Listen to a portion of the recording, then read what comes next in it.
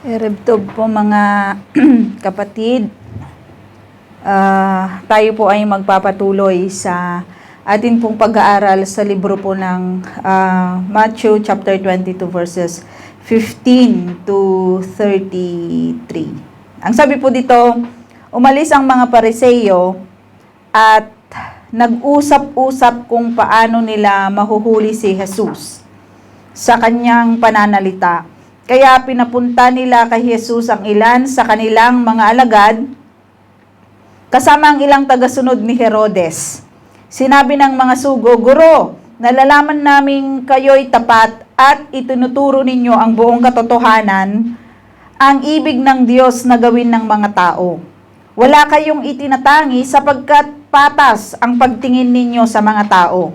Ano po ang palagay ninyo? Naaayon ba sa kautusan na magbayad ng buwis sa emperador o hindi?" Alam ni Jesus ang kanilang masamang layunin, kaya't sinabi niya, "Kayong mga mapagkunwari, bakit binibitag ninyo ako? Ipakita ninyo sa akin ang isang salaping pambayad sa buwis." At ipinakita nga nila ang isang salaping pilak. "Kaninong larawan at pangalan ang nakaukit dyan?" tanong ni Jesus. "Sa emperador po," tugon nila. Kaya't sinabi niya sa kanila, Kung gayon, ibigay ninyo sa emperador ang para sa kanya at sa Diyos ang para sa Diyos." Namangha sila nang marinig ito at sila'y umalis. Nang araw din ngayon, may lumapit kay Jesus na ilang Saduceo. Ang mga ito ay hindi naniniwalang muling mabubuhay ang mga patay. Sinabi nila, "Guro, itinuro po ni Moises na kung mamamatay na walang anak ang isang lalaki, ang kanyang kapatid ay dapat pakasal sa nabiyuda upang magkaanak sila para sa namatay. Noon po ay may 7 magkakapatid na lalaki rito sa amin. Nag-asawa ang panganay at namatay siyang walang anak. Kaya't ang kanyang asawa ay pinakasalan ng kanyang kapatid. Gayon din po ang nangyari sa pangalawa, sa pangatlo, hanggang sa pampito. Pagkamatay nilang lahat, namatay naman ang babae. Ngayon, sino po sa 7 ang magiging asawa niya sa muling pagkabuhay? Yamang siya'y napangasawa nilang lahat." Sumagot si Jesus, "Maling-mali kayo. Palibhasa'y hindi ninyo nauunawa ang mga kasulatan ni ang kapangyarihan ng Diyos. Sa muling pagkabuhay, ang mga tao'y hindi na mag-aasawa. Sila'y magiging tulad ng mga anghel sa langit. Tungkol naman sa muling pagkabuhay ng mga patay, hindi ba ninyo nabasa sa kasulatan ang sinabi sa inyo ng Diyos? Sabi niya, 'Ako ang Diyos ni Abraham, Diyos ni Isaac, Diyos ni Jacob.' Ang Diyos ay hindi Diyos ng mga patay, kundi ng mga buhay." Nang marinig ito ng mga tao, namangha sila sa kanyang katuruan. Heavenly Father, we glorify your name tonight, O God. We thank you, Lord, na kayo ang nagtuturo po sa amin sa pamamagitan ng inyong pong mga salita. May we render your word tonight, O God. May your word fulfill its way, Panginoon, sa amin pong mga buhay. May your word, O God, teach us tonight, O Lord. May your word, O God, ay makita namin ang amin pong status spiritually, Panginoon, sa inyo pong harapan. May you bless each and every one tonight, O God. May you open the heart, the mind, and eyes, each and every one, O Lord, sa inyo pong mga salita. Alam po namin na makapangyarihan ka at ang inyo pong mga salita ay makapangyarihan, Panginoon, na magbabago sa puso at buhay ng isang tao. Maraming salamat, Panginoon. Itinataas namin ang gabing ito. In Jesus' name we pray. Amen. Tayo po ay magpapatuloy, mga kapatid, sa atin pong pag-aaral sa libro po ng Matthew. Natapos natin, di ba, yung sermon, yung chapter 22, chapter 21, yung last chapter, chapter 22, I should say, 1 verse 1 to 14, yung talinghaga tungkol sa kasalanan, yung kasalanan tuloy. Kasalan. At nakita natin, 'di ba, yung patungkol sa sinabi po sa atin, the cold. Naalala niyo 'yon, yung title natin. Cold. yung title ng atin pong sermon. At yung mga naimbitahan na hindi pumunta, di ba? Yung mga pumunta, yung mga tinawag doon sa labas, sila po ay pumunta at nagdamit talaga ng appropriate attire sa kasalan. At meron ding hindi, pumunta lang doon, hindi siya nag-ready sa kasalang iyon. At makikita natin the banquet that is preparing for everybody, every Christian, di ba? Ibinigay ng Diyos ang kanyang buhay for you and me na makapasok, di ba, sa banquet na ito, that we should be prepared. Kapag tayo po ay tinawag, mga kapatid, tayo po ay prepared at mag-respond doon sa calling po ng Panginoon. At tayo po ay magpapatuloy sa argument between the Pharisees, Herodians, and Sadducees at ng ating Panginoong Jesucristo. Nakita natin dito that there is a couple of people, group of people, na makikita natin dito. We know the Pharisees, those are religious leader, di ba, na yun sila yung mga talagang sumusunod sa batas, pero compromising. Yung mga Saduceo, di ba, ay ito rin yung mga sumusunod sa kautusan, but they are compromising doon sa government ng Romans. And there is one group also na Herodians. Yung mga Herodians, ito yung mga nagsisimpatya doon sa Roman rule, Roman government, sa mga Roman na pamamahala ng mga Romano. Sila yung mga alipores, di ba, ni Herodes. At makikita natin dito na ito yung mga Hudyo, itong mga Herodians na ito na sumusunod. They are not religious, pero politician. Mga politician, ang mga tao po na ito. At makikita natin dito, these Herodians and Pharisees, mga kapatid, nagsama sila. Magkaaway ang dalawang ito. Kasi ang mga Pharisees, they hate how the Roman ruler or yung mga Herodians na ito, yung pamamahala ng mga Romano sa kanila, patungkol sa gobyerno, na hate lang talaga nila yung Roman rule. Diba? Kahit yung mga tax na pag-aaralan natin sa gabing ito, hate ng mga Pharisees yun kasi pahirap, di ba, sa mga tao, sa mga Hudyo, sa mga kapanahunan po nila. The fact that they are hating each other, makikita natin na nagsama sila because they hate Jesus. Because they hate Jesus, mga kapatid, na makikita mo na ang dalawang grupo na ito, makikita mo na nakikita kasi nila na ang ating Panginoong Jesucristo ay threat sa mga Herodians on how they rule, di ba? Yung gobyerno sa mga kapanahunan po nila.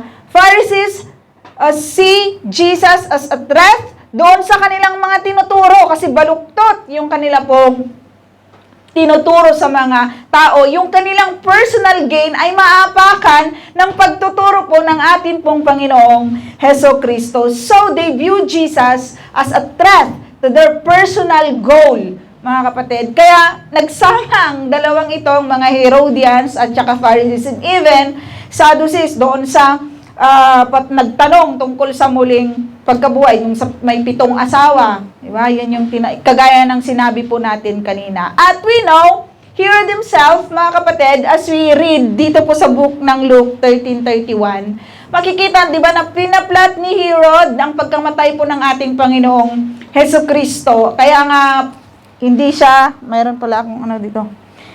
Kaya nga si Jesus ay umiba ng kanyang way. At yung mga Pharisees, they are plotting all the time to kill Jesus in the way na kung po pwede, di ba? Kaya nga dito sa atin pong pag-aaralan ay linaplat nila kung paano ang dami nating napag-aralan from the beginning of Matthew, di ba, na nag-start ang ating Panginoong Jesucristo, even when Jesus was baby, di ba, ay napaplat na yung kanyang buhay. Nanganganib na yung kanya pong buhay hanggang sa siya ay mamatay, ang ating Panginoong Jesucristo ay continuous, di ba, yung kanila pong talagang torture sa ating Panginoong Jesucristo, continuous yung pagbabalak nila ng kanila pong pagpatay sa atin pong Panginoon. Ganon yung kanila pong mga effort na ginagawa sa atin pong Panginoon. Even they hate each other because they hate Jesus so much and His teaching. Kaya sa amin, nagkumplot. Nagkasabwatan sila sa Tagalog. Nagkasabwatan sila in order, di ba, na ipapatay itong atin pong Panginoon. But they cannot see anything, di ba, na ang ating Panginoon ay mapaparatangan or magbibigay ng way para siya ay mamatay or para siya ay isuplong sa emperor, 'di ba? Para kitilin ang kanyang buhay or para kung sa mga Diyos naman doon sa law ni Moses, they cannot see anything. Wala silang makita kasi ang ating Panginoong Jesucristo ay tama, righteous ang kanya pong paglakad at ang kanyang mga katuroan ay totoo. He Himself is God.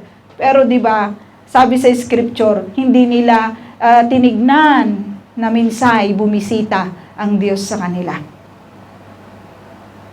Hindi nila nakita ang bagay po na yun. So we can see one thing here in verse 15. Umalis ang mga Pariseo at nag-uusap-usap. Kasi, di ba, ang mga Pariseo, ito yung sinasabi ng Lord. Siya yung pinapatamaan ng Panginoon patungkol sa talinghaga na pinag-aralan po natin last week sa kasalan. Kaya umalis, di ba, kasi natamaan sa sinabi po ng Lord, natamaan sila, na alam nila sa kanilang sarili, kasi people knows yung kanyang sarili, kung talagang natatamaan ka sa salita ng Lord. That's the power of the Word of God. Mga kapatid, napaka-powerful ang salita po ng Lord because you know yourself, di ba? Kung natatamaan ka, baka ikaw yon. Itong mga Pariseo, umalis ang mga Pariseo at nag-usap-usap kung paano nila mahuli si Jesus sa kanyang pananalita. Natamaan sila Sa sinabi po ng ating Panginoon, natamaan sila. Bullseye, kumbaga. Ang mga Pariseo po na ito. Ganon ka-powerful ang salita ng Panginoon, mga kapatid. At hindi nila tinignan ang kanilang sarili. They see that Jesus is the truth, that's all. Diba? Tinignan nila ang ating Panginoong Jesucristo na hindi nila tinignan yung kanilang sarili, na dapat sila ay magpakumbaba, na dapat sila ay magsisi. Diba? Dahil tama naman ang sinasabi ng Panginoong Jesucristo sa mga kapanahunan niya. But they didn't see that, mga kapatid. Because plinat nila kung paano nila mahuhuli ang ating Panginoong Jesucristo sa kanyang pananalita. Kaya, ang ginawa nila, pinapunta nila kay Jesus yung mga alipores nila, yung mga disipulo nila, at may kasama pa na tagasunod ni Herodes. Na sinabi niya, alam niyo yan, yung flattery, kodem call, di ba ganun ng mga Israeli minsan? Pupurihin ka muna, abal. May ganon sila kagad. Abal, mas maganda sana kung ganito, abal nga. Pero eto, talagang pinuri ng Panginoon. Nalalaman namin kayo'y tapat, itinuturo ninyo. Para bang, minsan ang tao ganun They flatter you, but they don't mean it. Diba? They appreciate, kunwari, pero they didn't mean it. Ganito po yung puso ng mga Herodians na ito at mga tagasunod ng mga Pariseo po na ito when they said to Jesus na, Guro, nalalaman namin kayo'y tapat. But that's not their heart. Mga kapatid, hindi gusto lang nilang i-flatter ang Panginoon, baka kasi ma-flatter ang Lord. Pero alam niyo, makapangyarihan ng ating Panginoong Jesucristo. At alam niya kung ano yung ang laman ng kanila pong mga puso. At ang nakakatawa dito, mga kapatid, lahat ng kanilang sinabi, kayo'y tapat at tinuturo ninyo ang buong katotohanan, ang ibig ng Diyos na gawin ng mga tao, wala kayong itinatay sapagkat patas ang pagtingin Ano yun?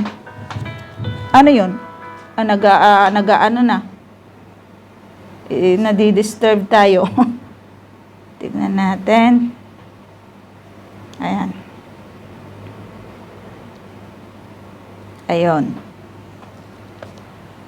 Ayan, tumutugtog mag-isa. Ayan. So, yun nga, nakita natin na alam ng Diyos yung nilalaman ng kanilang mga puso. At ang nakakatawa nga doon, sabi natin kanina, yung siya'y tapat, itinuturo niya yung buong katotohanan, ang ibig ng Diyos na gawin ng tao. Wala kayong itinatangi sapagkat patas ang pagtingin ninyo sa mga tao. This is the character really of Jesus Christ. Diba? Pero sa kanila, it's a flattery. Diba? It's a flattery sa kanila. Hindi yun totoo sa kanila kasi kontra sila sa Panginoon eh. Pero the funny thing is, totoo yung kanilang flattery. Kung titignan natin, yung karakter ng ating Panginoon, eto siya. Eto ang ating Panginoong Hesus Kristo. So nagtanong sila, gusto nilang huliin ang Diyos sa kanyang pananalita, gusto nilang huliin ng ating Panginoong Hesus Kristo sa kanyang pananalita. So they brought out about tax. Diba? Ano po ang palagay ninyo? Diba? Katotohanan yung sinasabi nyo, tapat, maayos, dapat gawin ng isang tao, righteous na paggawa ng isang tao na ibig ng Diyos. So, they said, kodemze. They first said it, diba, to present, diba, na ito, tapat ka, totoo yung inaano, sinasabi nila to para hulihin ang ating Panginoon. And sometimes those people, there are a lot of people like that. Mga kapatid, sa palagay po ba, ano po ba ang palagay ninyo? Naayon po ba sa katuusan na magbayad ng buwis sa emperador o hindi? Minsan, they brought out question, yung bagay na ganito, na tax na ganito mga kapatid, because they wanted to see, di ba? Gusto lang talaga nilang hulihin, di ba, ang ating Panginoon. Ano kaya ang isasagot ng ating Panginoong Jesucristo sa bagay nito? If he said no, di ba, nag-aano siya doon kay emperor. Laban siya kay emperor, hindi kayo pwede na magbigay ng tax kasi pahirap. Yan. Hindi pwede kayong magbigay. Kasi yung bibigay nilang tax, mga kapatid, kung titignan natin, yung isang denaryo,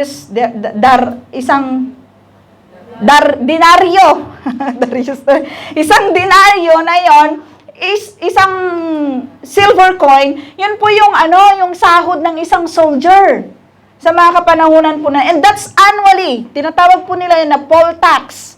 Annually na binibigay na marami pang mga taxes. Bukod doon, marami pang mga taxes na sinasabi ang mga pamahalaan ng Roma na gawin nila. So, isang napakalaking pabigat ang tax na ito na brinote out nila sa Panginoon. So, anong sasagot ng Lord? Kapag sinabi niya na no, so, ibig sabihin, hindi niya sinusunod ang emperador. So, huhulihin siya ng mga Herodians. Ihaharap siya sa emperor at sasabihin na ito ay hindi sumusunod sa batas ng gobyerno. At kung sasabihin naman na yes, ang mga Pariseo naman ang maglilitis sa kanya. Kasi, isa itong, yung sa coin daw ng ito na denaryo, isang coin ng denaryo, yung mukha ni emperor yung nasa isang side. Tapos, yung isa naman, yung mukha niya na nakasuot ng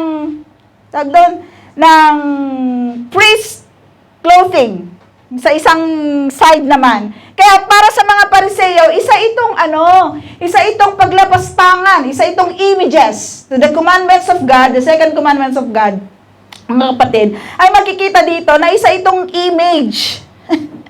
Isa itong imahe. Kaya nga, di ba, pinapapalit, na pag-aralan natin sa libro po ng the last time na ako din ata yung nag-share about sa temple, yung paglilinis ng Lord sa templo, di ba pinapapalit yung mga money changer?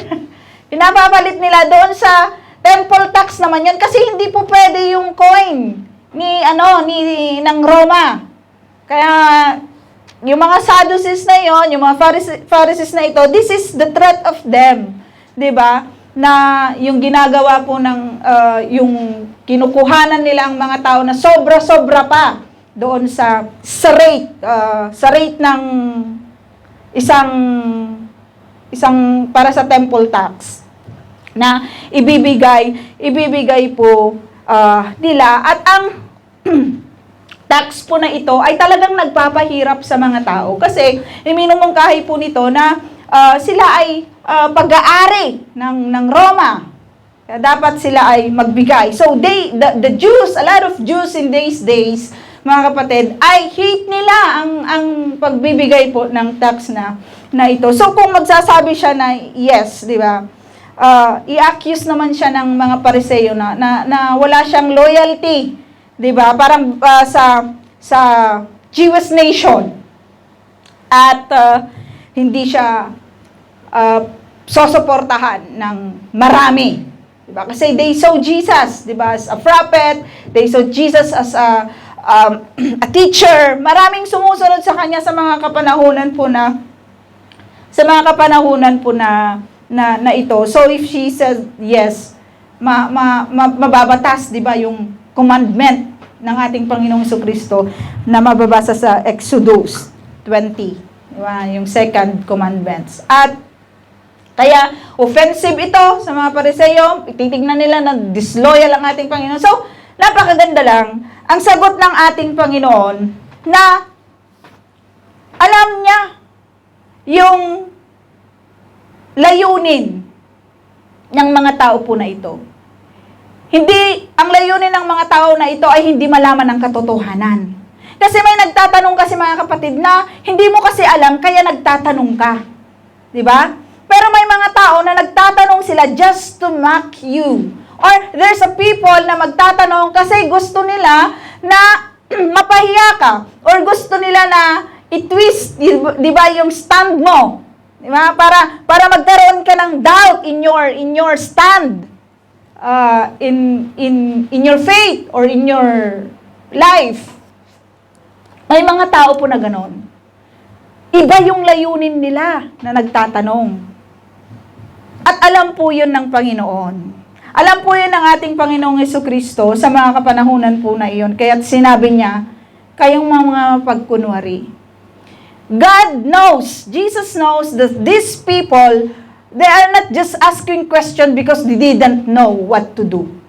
They just asking the question about poll tax, mga kapatid, kasi gusto nilang mahuli ang Panginoon sa kanyang pananalita. Pero God is so amazing, God is so powerful, that He can see their heart. Nalalaman ng ating Panginoong Jesucristo ang kanilang mga layunin. At ang layunin nila, sila ay mga pagkunwari na mga tao. Bakit binibitag ninyo ako? Diba? That's their goal. Diba? Para bitagin ang ating Panginoong Jesucristo sa kanyang pananalita. But they didn't even know that this is the God of Israel. Diba? The Son of God, the King of Kings, the Lord of Lords. Hindi nila yun nakita. Ipakita ninyo sa akin ang isang salaping pambayad sa buwis. So, huminga nga, diba? Akin na nga yung salapi. At ay, pakita nyo sino ba ang nandyan sa mukha na yan. Parang, di ba, ipakita nyo sa akin, kaninong larawang pangalan ang nakaukit dyan? Sabi ng Panginoong Hesus, sino bang nakaukit sa isang dinaryo na ito? They said, ang emperador po. Magalang pa talaga sila, no? Ang emperador po kasi, di ba, free-natter nilang Panginoon. Nagkakapagturo ka po, maayos po ang inyong stand, di ba? So, sa emperador po, kaya sinabi sa kanila ng Lord, we can see how the wisdom of God, di ba, strike these people. Na sinabi niya sa kanila, kung gayon, ibigay ninyo sa emperador ang para sa emperador. Di ba? God doesn't say no. Jesus doesn't say no. Jesus doesn't say yes. He said, ibigay ninyo ang para sa emperador at ibigay ninyo ang para sa Diyos. So meaning to say, mga kapatid, na hindi sinasabi ng Lord na huwag kayong mag-tax, huwag niyong sundin ang ruler of this land. Pero sabi niya, ibigay niyo yung nararapat sa emperador.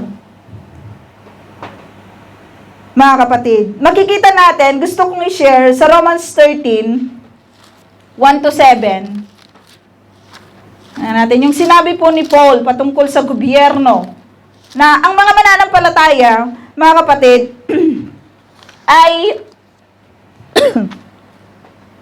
Tignan natin sa Romans. Romans 13. Asan na ba yun? 1 to 3. Ay, 1 to 7. Sabi niya, ang bawat tao ay dapat pasakop sa mga pinuno ng pamahalaan, sapagkat walang pamahalang hindi mula sa Diyos. At ang Diyos ang nagtatag ng mga pamahalaang umiiral. Kaya nga, ang lumalaban sa pamahalaan ay lumalaban sa itinalaga ng Diyos. At sila ay nararapat sa parusa. Ang mga pinuno ay hindi dapat katakutan ng taong gumagawa ng mabuti. Ang mga gumagawa lamang ng masama ang dapat matakot.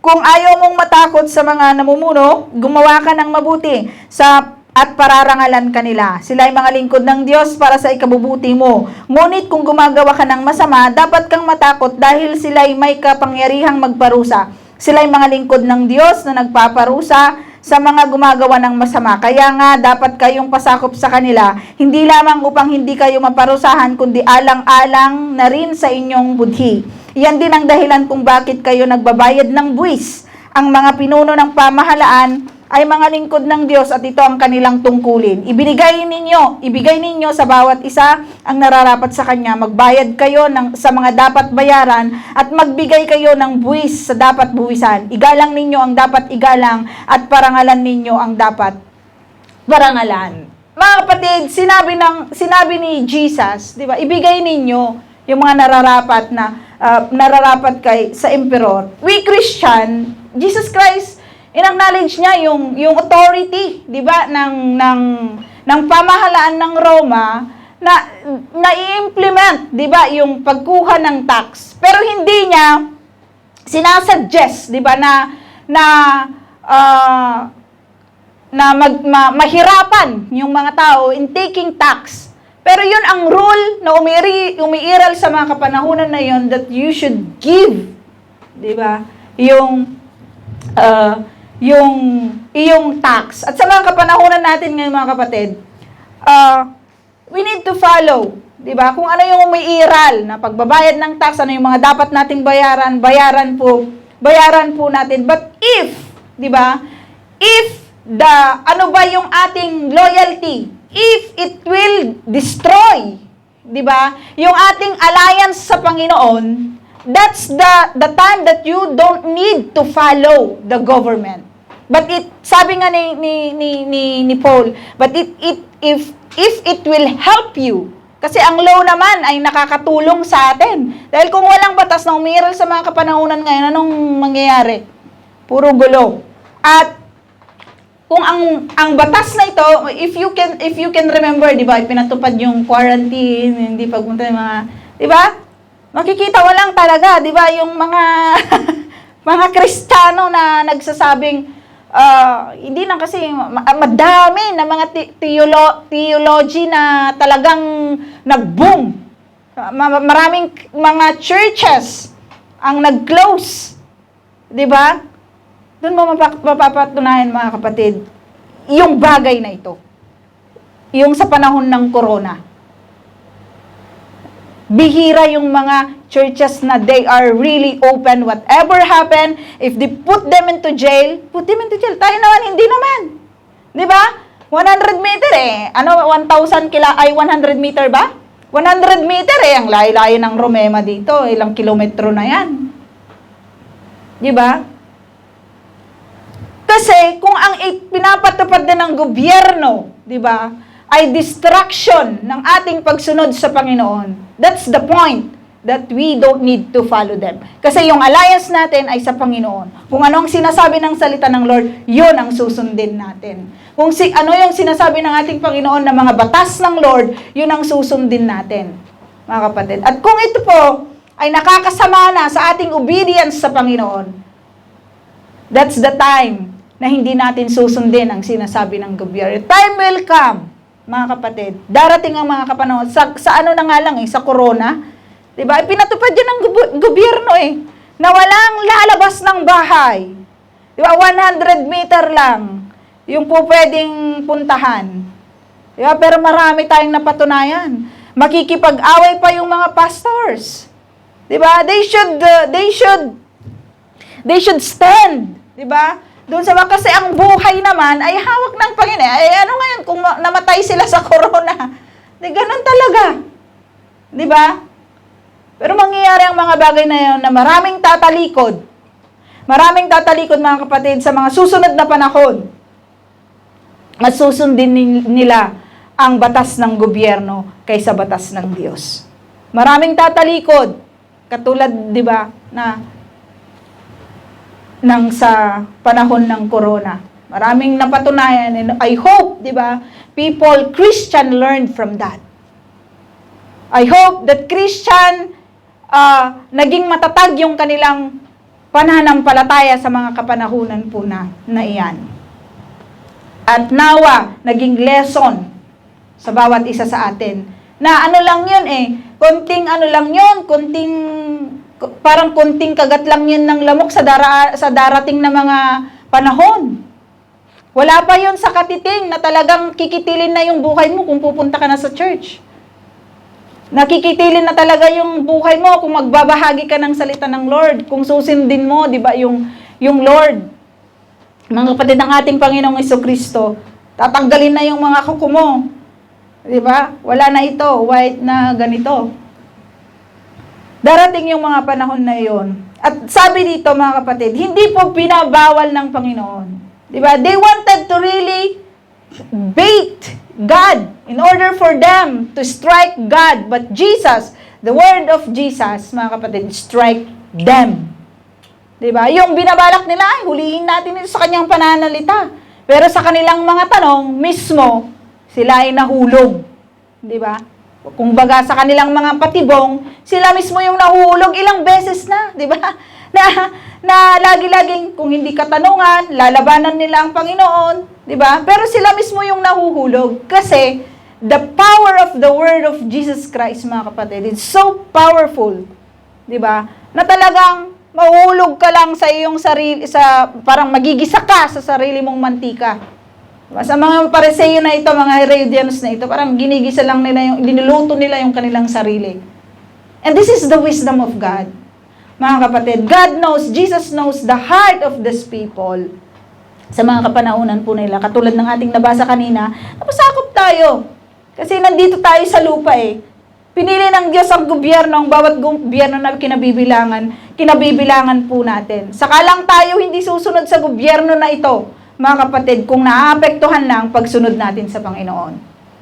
Kung binabawalan na tayo na magsimba, kung binabawalan na tayo na manampalataya, binabawalan na tayo na mabanggit ang salita ng Panginoon or mag-share ng kanyang salita, that's the point na wag nating sundin ang gobyerno po na ito. And one thing, sabi din ni Peter, mga kapatid, tingnan nga natin sa first Peter 2:13. 2:13. First Peter. Asa na ba yan?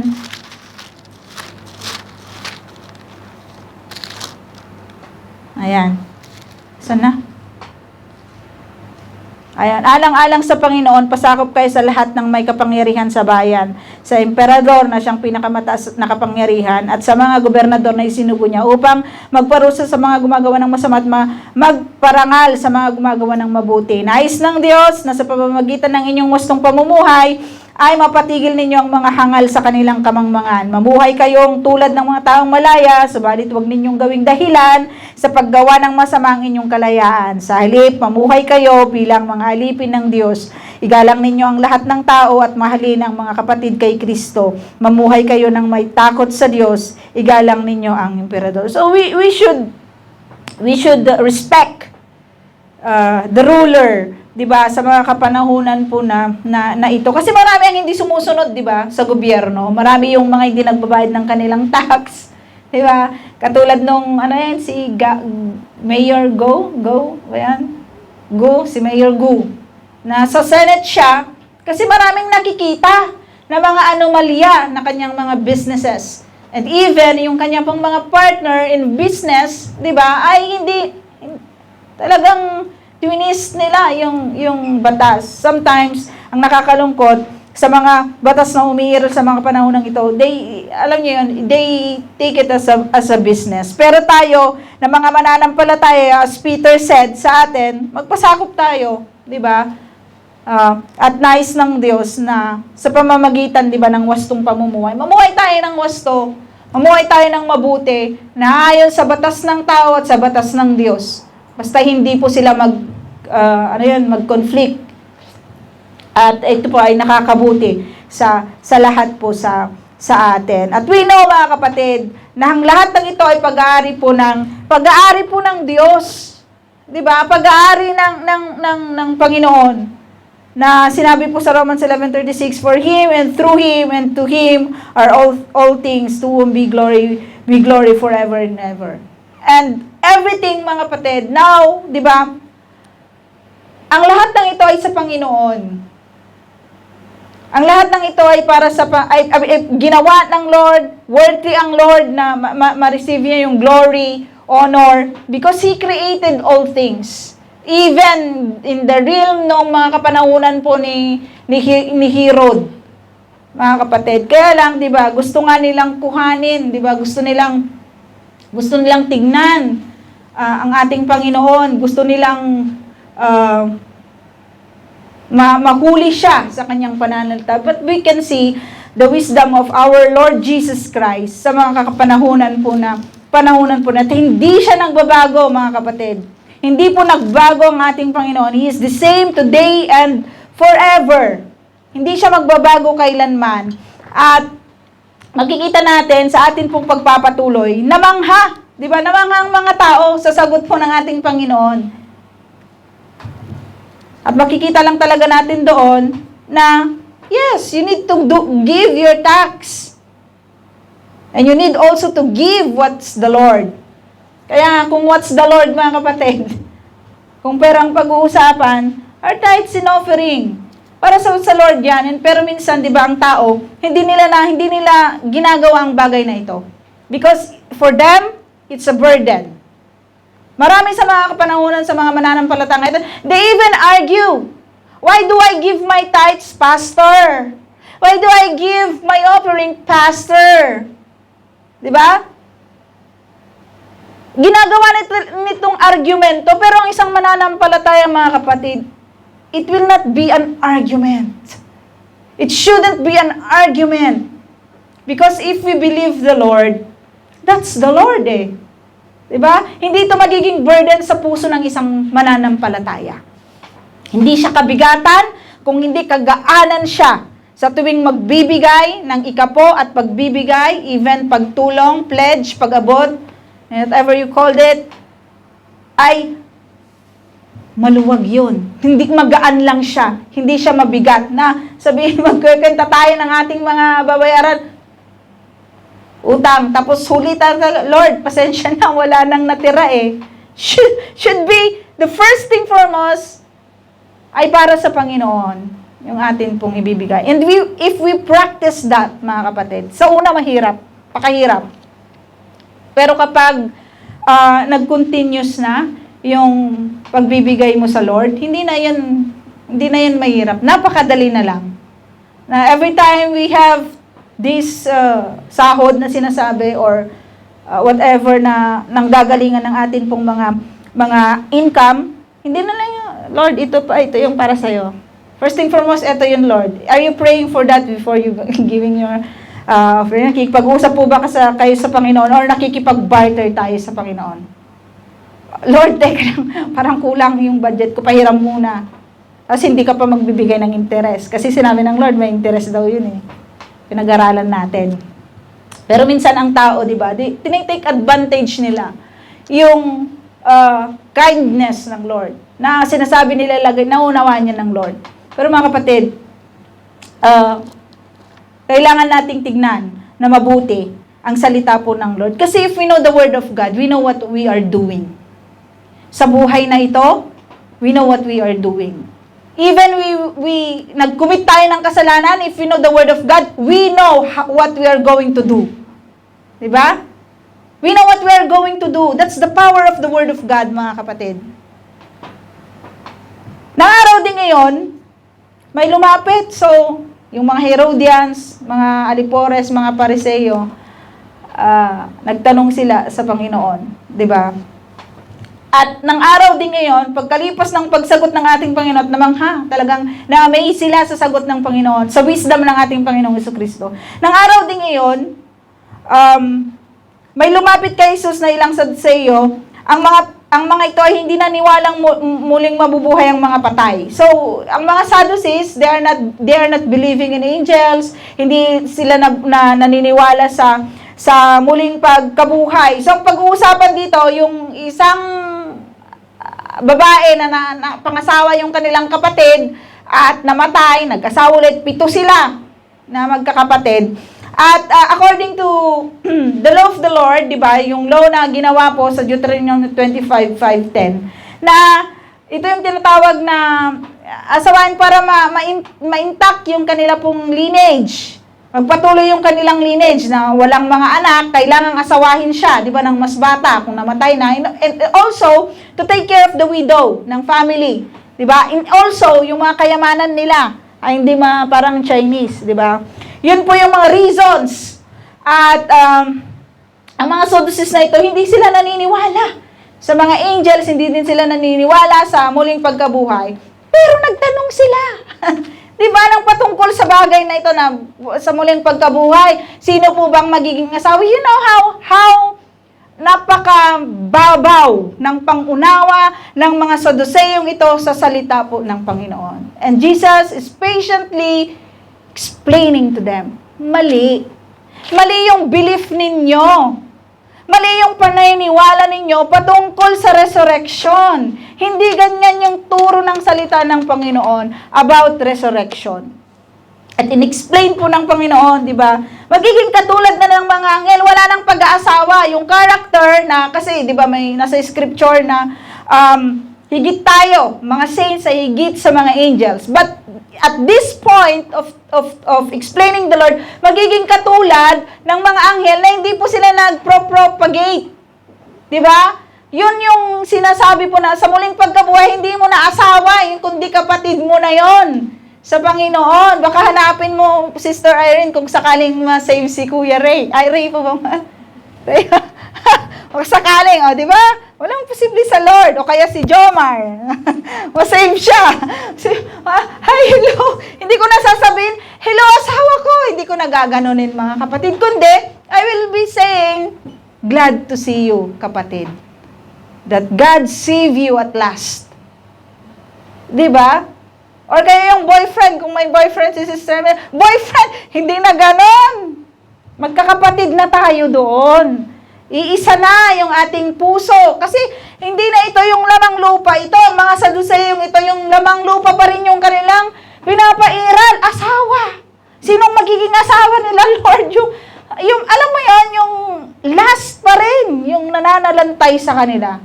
Diba? It's like those Muslims, diba, na sinasabi po nila na papatay sila ng Hudyo para maka-gain sila ng how many? How many virgins? Ha? 70? 70. Oh, 70. Anong klaseng pananaw, yung belief na mga last, yung kanila pong mga tinatanong. Kasi ang mga Saduseo na ito, hindi sila naniniwala sa resurrection, in even the angels. So sabi ng Lord, mali yung yung pananaw, yung tingin nyo sa salita ng Lord. Mali yung inyong belief, maling-mali kayo, sabi ng Panginoon. So, pilit pa rin itinatama ng Lord, patuloy na ini-explain ng Lord ang patungkol sa muling pagkabuhay. Diba? Hindi na ganyan.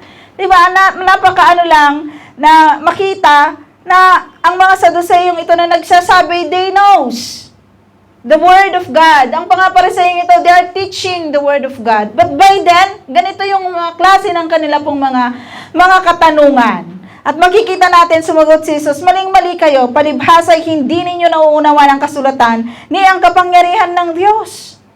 They didn't know God. Hindi nila kilala ang Diyos. Na sinasabi lang nila na nasa ilalim sila, di ba, ng pamamahala ng Panginoon. Pero hindi mangmang po sila. sa salita po ng Panginoon. Even the power of God. Sa muling pagkabuhay, ang mga tao hindi na mag-aasawa. Sabi ng Diyos. Sila ay magiging tulad ng mga anghel sa langit. Tungkol naman sa muling pagkabuhay ng mga patay, hindi ba ninyo nabasa sa kasulatan na sinabi sa inyo ng Diyos? Napakaganda nito mga kapatid. Sabi niya, ako ang Diyos ni Abraham, Diyos ni Isaac, Diyos ni Jacob. Ang Diyos ay hindi Diyos ng mga patay, kundi ng mga buhay. Narinig ito ng mga tao at namangha sila. The Sadducees believe in God, but they didn't believe in the resurrection. That's why God said, I am God of Jacob. Hindi niya sinabi na, ako ang Diyos noon. Oo, nung mga buhay pa sila. Ako ay hindi na Diyos ngayon at pangapatay na sila. That's why God, the Word of God is so powerful to strike the belief of the Sadducees. He really strike them. Kaya nga namangha sila, sabi nga ni Luke na ano lang talaga, napatahimik sila sa kasagutan po ng Panginoon. Mula noon, hindi na sila nagtanong sa Panginoon, kundi nagplat ng kamatayan ng Panginoon. Pero the Lord has His own plan to the Calvary. Diba? Yung kapahintulutan niya na mangyayari. At hindi po nagkulang ang ating Panginoong Jesucristo sa mga taong ito na ipaalala, palaging ipaalala po sa kanila ang pagkabuhay, ang katuruan ng patungkol sa ating Panginoon. Ang tunay, di ba, na pagsunod sa batas ng Diyos, pagsunod sa batas ng gobyerno. At ang Diyos ay Diyos ng mga buhay at hindi ng mga patay. God is the same God of Jacob, the same God of Isaac, the same God of Abraham. At mga kapatid, the Word of God is so powerful na talagang mapapatahimik ka kasi makikita mo yung sarili mo. If you hear the Word of God, you will gonna know yourself. Mga kapatid, kasi you know, if you hear the Word, if you render the Word of God, you can see your state in front of God. At tatapusin po natin ang sermon na ito mga kapatid sa libro po ng Hebrews to give you encouragement na magpatuloy, whatever happen, the Word of God is so powerful to give us courage to continue in our faith, give us strength in our daily lives, and give us the hope for the future.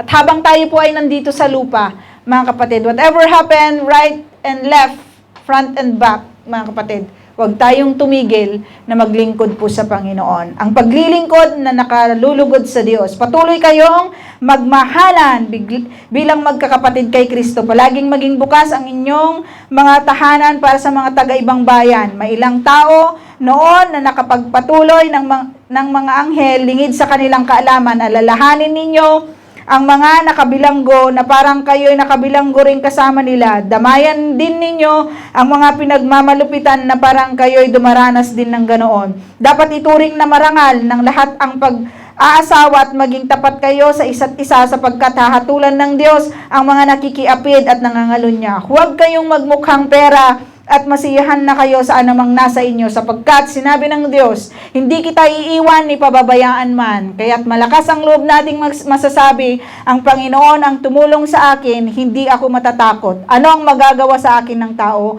Alalahanin ninyo ang mga namumuno sa inyo na nagpahayag sa inyo ng salita ng Diyos. Isipin ninyo kung paano sila namuhay at tularan ninyo ang kanilang pananampalataya. Kung sino si Jesucristo noon ay siya rin ngayon at magpakailanman. Huwag kayong patangay sa mga sari-sari at kakaibang katuruan. Mas mabuti para sa atin ang mapanatag ang ating kalooban sa pamamagitan ng kagandahang loob ng Diyos kaysa sa pamamagitan ng pagsunod sa mga walang pakinabang na mga utos tungkol sa pagkain. Tayo ay may isang dambana at ang paring naglilingkod sa sambahan ay hindi maaring kumain ng mga inihandog sa dambanang ito. Ang dugo ng mga hayop ay dinala ng pinakapunong pare sa dakong kabanal-banalan upang ialay bilang handog dahil sa kasalanan. Ngunit, ang katawan ng mga hayop ay sinunog sa labas ng kampo. Gayon din naman, namatay si Jesus sa labas ng lungsod upang linisin niya ang tao sa kanilang kasalanan sa pamamagitan ng kanyang dugo. Kaya't pumunta tayo sa kanya sa labas ng kampo at magtiis din ng kahirapang kanyang tiniis, sapagkat hindi rito sa lupa ang tunay na lungsod natin. Ang hinahanap natin ay ang lungsod na darating. Kaya't lagi tayong mag-alay ng papuri bilang handog sa Diyos sa pamamagitan ni Jesus. Papuring mula sa ating mga labi na nagpapahayag ng ating pagkilala sa kanyang pangalan. At huwag nating kaligtaan ang paggawa ng mabuti at ang pagtulong sa kapwa, sapagkat iyan ang alay na kinalulugdan ng Diyos. Pasakop kayo at sumunod sa mga namamahala sa inyo. Sila ay nangangalaga sa inyo at mananagot sila sa Diyos sa gawaing ito. Kung sila ay susundin ninyo, magagalak sila sa pagtupad ng kanilang tungkulin. Kung hindi sila ay mamimighati at hindi ito makakabuti sa inyo. Ipanalangin ninyo kami. Nakakatiyak kaming malinis ang aming budi at hinahangad namin naming mabuhay ng matuwid sa lahat ng panahon. Higit sa lahat, hinihiling kong ipanalangin ninyo na ako'y makabalik agad sa inyo. Ang Diyos ng kapayapaan ang siyang muling bumuhay sa ating Panginoong Hesus na naging dakilang pastol ng mga tupa dahil sa kanyang dugo na nagpatibay sa walang hanggang tipan.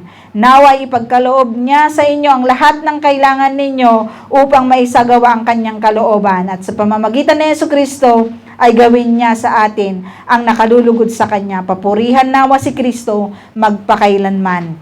Amen. Let us pray. Heavenly Father, thank you for your encouragement. Thank you for your word, O God. Thank you so much, Lord, na patunay na ang inyo pong mga salita ay magbibigay po sa amin, Panginoon, ng pag-asa.